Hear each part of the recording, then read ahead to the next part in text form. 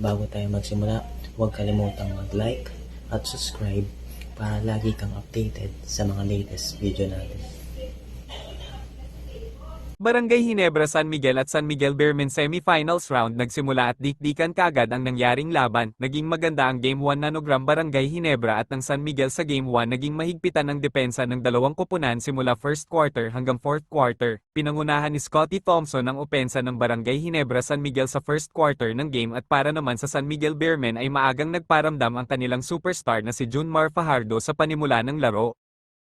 Maganda ang naging panimula ng Barangay Ginebra sa Game 1 Nanogram PBA Semifinals para makalamang kagad ng 13 points sa unang kanto ng second quarter ngunit mabilis din kagad nahabol ito ng San Miguel Beermen upang makalapit sa score bago matapos ang first half. Naging maganda ang laro ng San Miguel sa unang part ng third quarter para makalamang ng 8 puntos pero bumawi naman ang Ginebra para maging palitan ng kalamangan sa buong laro. Pinanungahan ni Ralph Co at Norbert Torres ang opensa ng Ginebra para makahabol sa third quarter at makalamang pa pagdating ng fourth quarter.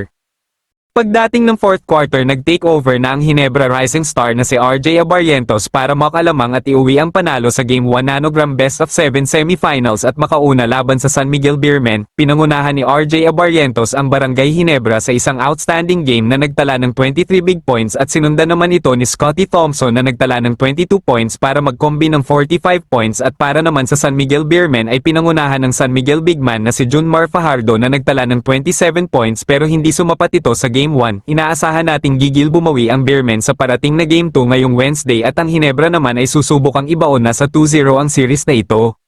Si RJ Abarrientos na naman ang tinanghal na best player of the game para sa Barangay Ginebra San Miguel sa Game 1. Siya na rin ba ang masasabi nating go-tegay ng Ginebra? Sa inyong palagay mga ka-Lloyd Sports Zone, si RJ Abarrientos na nga ba ang go-tegay ng Ginebra? Comment na. At bago matapos ang ating video, huwag kalimutang mag-subscribe at like para lagi kang updated sa mga latest upload natin. Salamat!